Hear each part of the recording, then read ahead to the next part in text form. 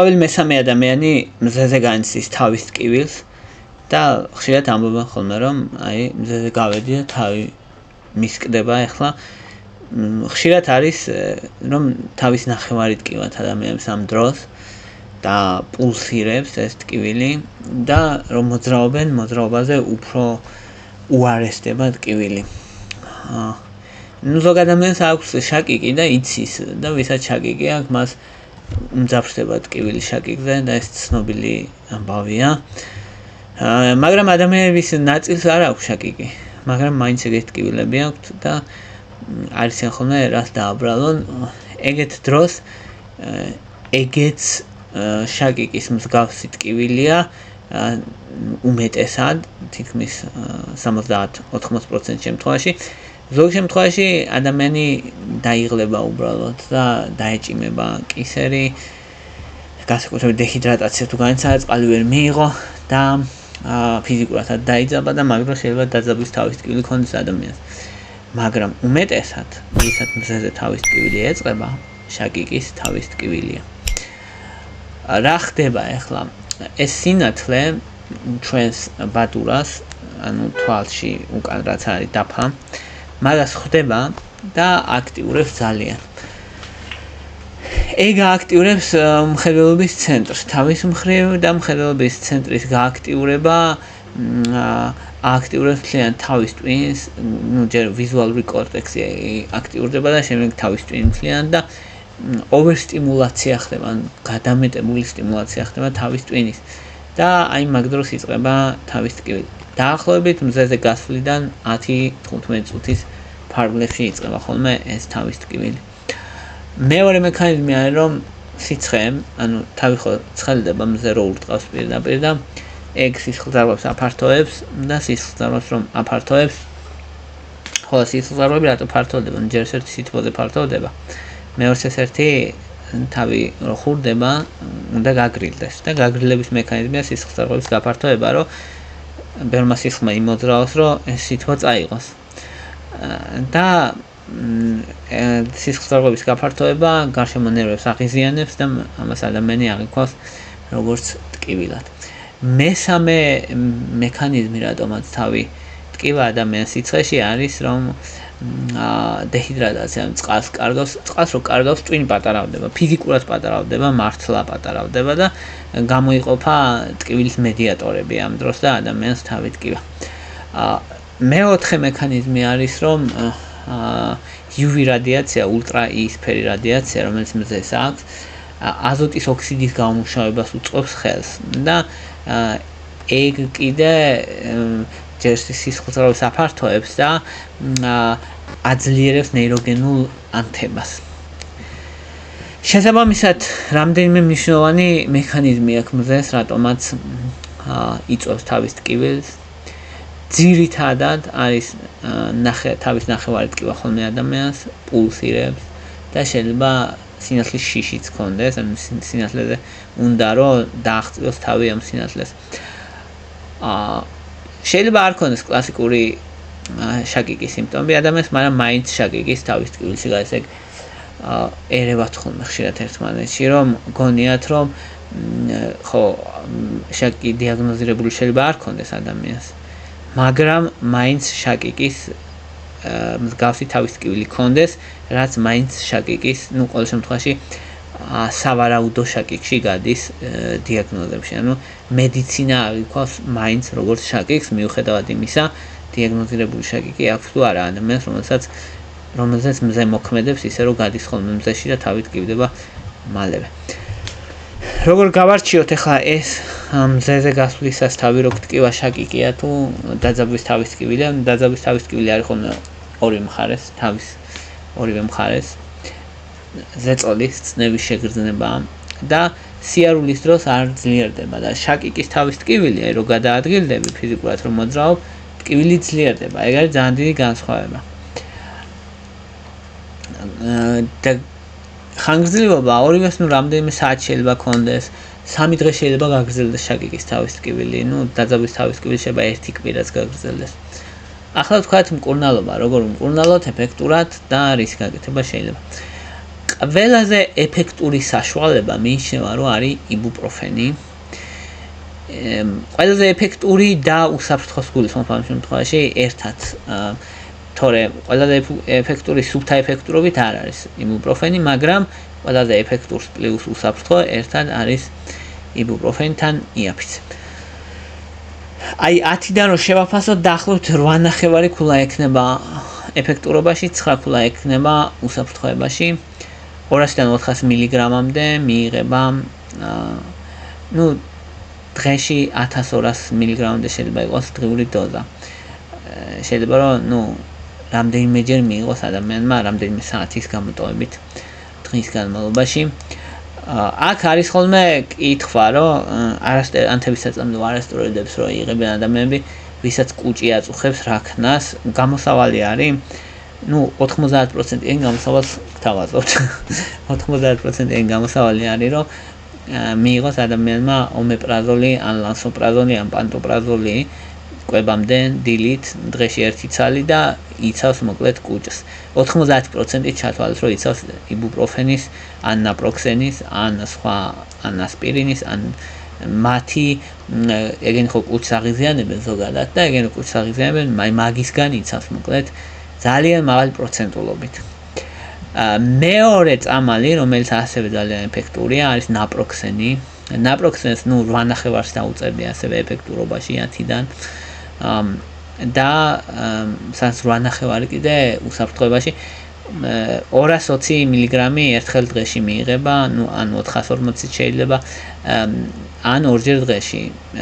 ზოგადად ნაპროქსენს აქვს ხანგრძლივი მოქმედება, მთელი დღე აქვს ეფექტი უმეტესად და მაგით გამოირჩევა. იბუპროფენს შედარებით ნაკლები აქვს, რამდენიმე საათის განმავლობაში ეფექტური ინდივიდუალურია, საშუალოდ 4 საათი, ზოგადად მეტი. აცეტამინოფენი, იგივე პარაცეტამოლია, ასევე ეფექტური. მაგას 7.5 აქვს ეფექტურობაში 10-დან, მაგრამ 10-დან 10 აქვს უსაფრთხოებაში, ან ძალიან უსაფრთხოა. 500-1000 მილიგრამი ყოველ 4-6 საათში შესაძლებელია მიღება. ოღონდ დღიური დოზა 3000 მილიგრამს არ უნდა გადააცილოს ადამიანმა. მაგრამ აცეტამინოფენი ძალიან უსაფრთხოა, მოკლედ, ძალიან მაღალი დოზებით ღვიძლისთვის ტოქსიურია, მაგრამ ეგ ძალიან მაღალი დოზებით და არა გონივრულ ფარგლებში. სუმატრიპტანი არის კიდევ ძალიან ეფექტური. სუმატრიპტანი უშუალოდ ერგება მოკლედ შაგიგის თავის ტკივილს, აი 9 და 5.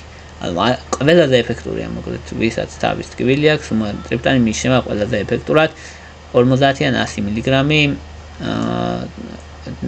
2 საათის მერე შესაძლებელია დოზის გამეორება, მაგრამ დღიური დოზა 200 მილიგრამს არ უნდა აცდეს. და რიზატრიპტანი, რიზატრიპტანი უფრო მალე დგება რიზატრიპტანის ეფექტი, ეგეც 9 და 5-ია, უსაფრთხოებები 7 და 5 აქვს რა 10-დან. უსაფრთხოა ორივე საკმაოდ. რიზატრიპტანი 5-10 მილიგრამი მიიღება ხოლმე და დღის განმავლობაში 30 მილიგრამს არ უნდა აცდეს. ხო, აი ზოგი ამბობს, რომ კეტოპროფენი მაგალითად, კეტოპროფენის არასტეროიდი, ანთების საწამლო არასტეროიდი, მაგრამ აი კეტოპროფენი მაგალითად ეგეთი მზის თავის ტკივილის შემთხვევაში ნაკლებ ეფექტურია, ვიდრე ვთქვათ იბუპროფენი. ამიტომ იბუპროფენი არის აი საშუალოდ საუკეთესო არჩევანი იბუპროფენია მოკლედ რა. კეტოპროფენი მიიღება ხოლმე 30-დან 50 მილიგრამამდე 6-8 საათის შუალედში. კიდე შეიძლება მისი მიღება, მაგრამ უსაფრთხოება შედარებით ნაკლები აქვს ამას. შესაბამისად მოკლებადიან შეიძლება მისი გამოყენება. ასპირინი ნაკლებ ეფექტური, ნაკლებ უსაფრთხო. მოკლედ ამიტომ ასპირინს ახლა თანამედროვე მედიცინაში იშვიათად იყენებენ ხოლმე, თუმცა თავისი ეფექტი აქვს. და საინტერესოა, რომ მაგნიუმის ციტრატი მოქმედებს ასევე და მაგნიუმის ციტრატი არის ეფექტური, სადაც 6.5 ეფექტურობა 10-დან, რაც საკმაოდ დანამატია რეალურად მაგნიუმის ციტრატი და საკმაოდ ეფექტურია, უსაფრთხოება ძალიან მაღალი, 9.5 თითქმის 10 რა. აი ძალიან უსაფრთხოა, 300-400 მილიგრამი დღის განმავლობაში და ამცირებს შაკიკის მსგავსი თავის ტკივილების შეტევის რაოდენობას, ანუ არა იმისთვის, რომ თქვათ, ხა თუ ადამიანს თავი უსკლება, მაგნიუმის ციტრატი ვერ უშველის მაგნიუმი რა, მაგრამ ის რო არ დაემართოს, მაგისთვის ძალიან მაგარი, ანუ ასტაბილურებს ნერვებს, თავის ტვინის ნერვებს ასტაბილურებს და ნაკლებად აი ზედმეტად მგრძნობიარობას უმცირებს, რაც ძალიან მაგარია. მეტამიზოლი ასევე ეფექტურია. ნუ 8.5, მაგრამ უსაფრთხოება აქ დაბალია, ამიტომ შედარებით ნაკლებად რეკომენდირებულია.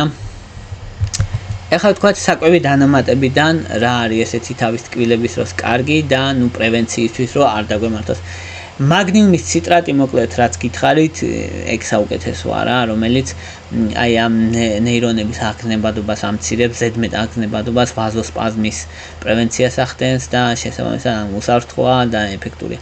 და B2 ვიტამინი, იგივე რიბოფლავინი ასევე საკმაოდ ეფექტურია, მიტოქონდრიის ენერგიის პროდუქციას აძლიერებს და ტვინის ზედმეტად აღგზნებადობას და ზედმეტ რეაქციას ამცირებს 400 მგ დღის განმავლობაში 3 თვის განმავლობაში და მნიშვნელოვნად ამცირებს თავის ტკივილებს, აი ამით არის კაი რიბოფლავინი, კოენზიმ Q10-იც, ხო, ეს უსაფრთხოება მაღალი აქვს ძალიან მაგნიუმსაც და რიბოფლავინსაც, ორივე ძალიან მაღალი უსაფრთხოება აქვს, აი თითქმის 10-დან 10-ები არიან ეგენი უსაფრთხოებით.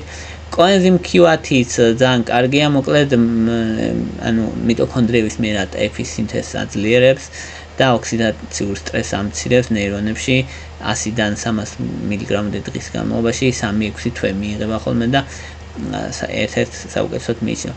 ხო, ომეგა-3 ზოგადად ძალიან კაია თავის ტვინისთვის და აქაც შეიძლება სისტემურ ანთებას ამცირებს და ჯამურად კარგია, თუმცა სპეციფიური არ არის შაკიკისთვის ან მზეზე თავის ტკბილისთვის სპეციფიური არ არის.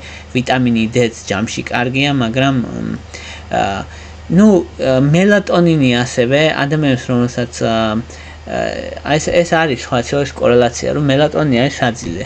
მელატონინი არის ბუნებრივი ჰორმონი რეალურად, რომელიც გვაძინებს და ცირკადულ რითმს აწესრიგებს რა, ანუ ღვიძლის რითმს აწესრიგებს და ასევე აქვს კორელაცია რეალურად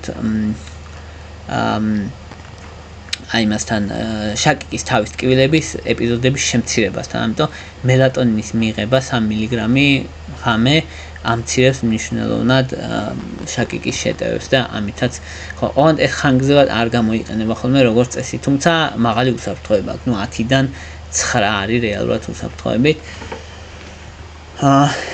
L-კარნიტინის გამოიყენება ხოლმე. L-კარნიტინი მიტოქონდრიული ენერგიის პროდუქციას აუმჯობესებს და ცერებრალურ მეტაბოლიზმს თავის ტვინში, მაგრამ ნუ მაღალ ეფექტური არ არის რა, მაგრამ ეხმარება, ცოტათი ეხმარება 500-1000 მგ შიერზე მიიღება ხოლმე დღის განმავლობაში.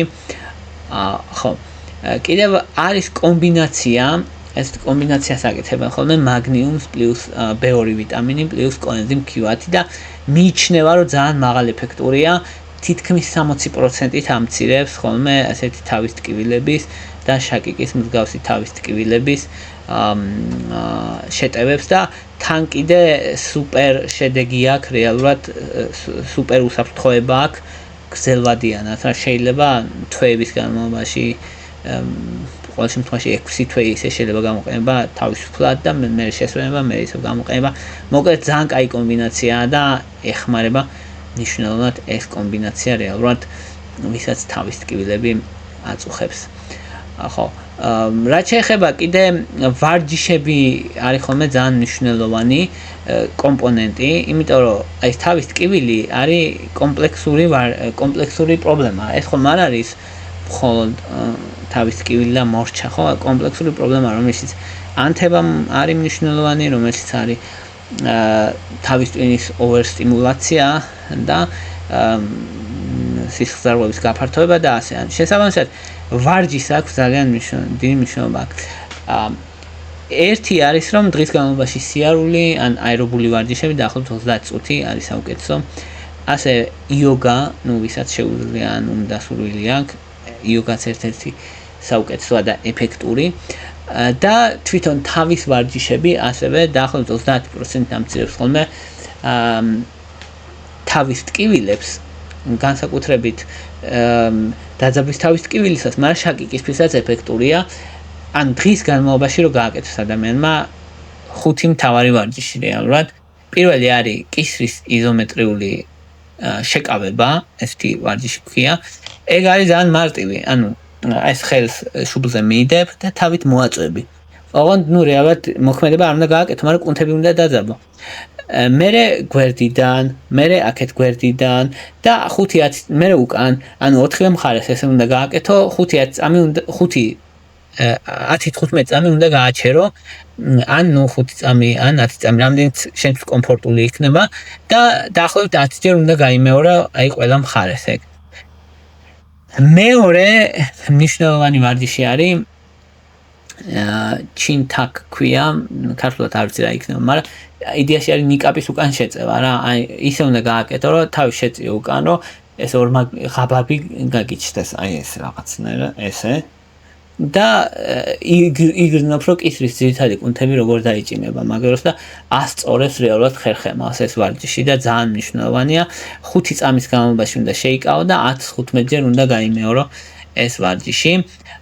მესამე ვარჯიში არის, რომ თავი უნდა გადაწიო ერთ მხარეს და ოდნავ ხელითაც უნდა დააჭირო, რომ დაიჭიმოს ეს კუნთი და მერე მეორე მხარეს უნდა გააკეთო იგივე დაახლოებით 15 წამის განმავლობაში უნდა გააჩერო ერთ მხარეს, მერე მეორე მხარეს 15 წამის განმავლობაში ესე და ეს არის ერთ-ერთი და 2-3 ჯერ უნდა გაიმეორო ეს.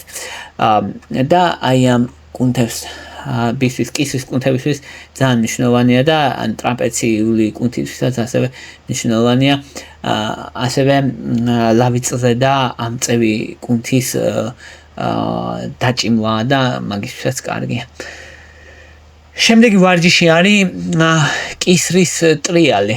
კისერი მარცხნივ, ჩემს მარჯვნივ თქვენთვის ალბათ მარცხნივ, მერე მარცხნივ, მარჯვნივ და ანუ ყველა ზევით ქვევით, ყველა მიმართულებით, რომ მერე აქეთ გადმოხარო, მერე მეორე მხრისკენ გადმოხარო, ესე ყველა მიმართულებით და ეს 5 ჯერ ან 10 ჯერ გაიმეორო და მერე უკვე 15 ჯერ თუ შეგიძლია და ბოლო მეხუთე ვარჯიშს რასაც გეტყოდით არის, რომ აი ეს ბეჭები უკან რო გადაწიო, აი თითქოს კალამი უნდა აი კალამი რო ჩაგიდო, თითქოს შეაკავებო, აი ეგრე რომ ერთმანეთს მიუახლოვდნენ ეს ბეჭის ძვლები და 5 წამის განმავლობაში გააკეთო და მერე მოდუნდე. აი ეს არის რეალურად სრულფასოვანი მკურნალობა პრინციპში, რაც შაკიკის მსგავსი თავის ტკივილების განსაკუთრებით, რომელიც მზეზე გვემართება ხოლმე. ვისაც მოგწონთ ჩემი ვიდეოები და გინდათ არხის მხარდაჭერა, ამისთვის დონაციების გაკეთება შეგიძლიათ აღწერიდან, აქაც გამოჩნდება. ვისაც გინდათ დონაციას პლუს ჩემთან ინდივიდუალური კონტაქტი გასაუბრება, ამისთვის მაქვს პატრეონის ლინკიც აღწერაში დევს, ვიდეოს აღწერაში. შეგიძლიათ ნახოთ, გადახვიდეთ. და ვისაც უბრალოდ მხარდაჭერის გამოხატვა გინდათ დონაციების გარეშე, ამისთვის დალაიქეთ, გამოწერეთ ან დააკომენტარეთ ან ნებისმიერი აქტივობა არხზე არის მნიშვნელოვანი. მადლობა რომ მისმენთ, მადლობა რომ გაინტერესებთ.